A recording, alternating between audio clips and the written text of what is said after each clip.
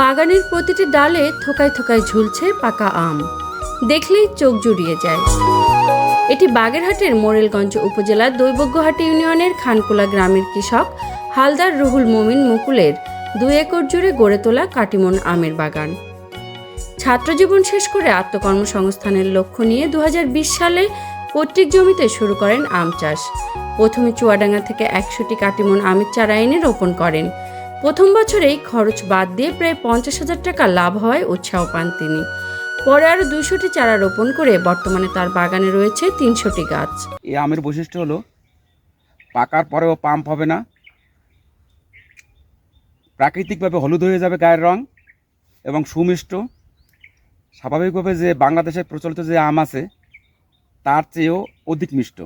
আমাদের যে ন্যাংরা, হিমসাগর তার চাইতেও মিষ্টি আম্রপালি বা রূপালি, তার চাইতেও এই সুইট কাটিমন 12 মাসি ভ্যারাইটি এটা মিষ্টি। ফলন খুবই ভালো হয়েছিল, কিন্তু ঝড় এবং খরার কারণে কিছু আম ঝরে গেছে। তারপরেও যা আছে মাশাআল্লাহ, আল্লাহর রহমতে ভালোই আছে। আশা করি এবছরে আমি লাভবান হতে পারবো যদি বাজারজাত ভালোভাবে করা যায়, এবং যারা আমের অরিজিনাল যারা আম খাইতে ইচ্ছুক তারা যদি আমার কাছ থেকে আম নেয় তাহলে আমি চাষি হিসাবে উৎসাহিত হব এবং আরও ভালোভাবে কেমিক্যাল মুক্ত আম দেওয়ার জন্য চেষ্টা করব।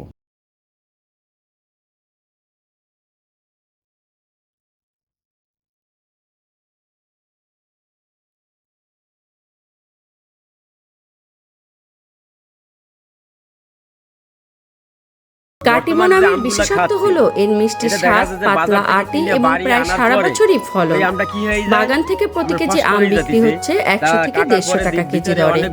অনলাইনের মাধ্যমে দেশের বিভিন্ন জেলা উপজেলায় কুরিয়ারেও পাঠানো হচ্ছে এই আম। বাগান আপনারা দেখবেন, গাছ থেকে আম কাটবেন আর এইখানে বসেই খাবেন।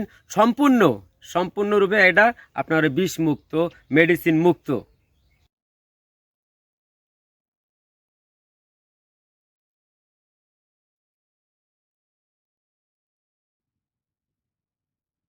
তার এই আম চাষের যে সাফল্য এই দেখে সেখানের আশেপাশে স্থানীয়ভাবে আম চাষের তেমন প্রচলন না থাকলেও মিষ্টি পানির সহজলভ্যতায় এই অঞ্চলে কাটিমন আম চাষের সম্ভাবনা তৈরি হয়েছে বলে মনে করছেন কৃষি কর্মকর্তারা। মিষ্টি পানি আছে, সেক্ষেত্রে তাদের সেচ দিতে সুবিধা হওয়ায় ওই এলাকাটি ধীরে ধীরে আমের একটি প্রাণকেন্দ্র হিসেবে পরিচিতি পাচ্ছে।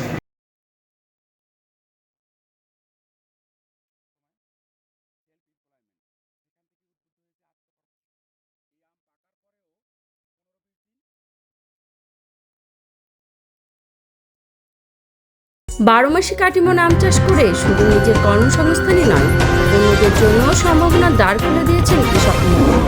তার এই সফলতা এখন মোরেলগঞ্জ জুড়ে আলোচনার বিষয়। Desk report, voice of tiger.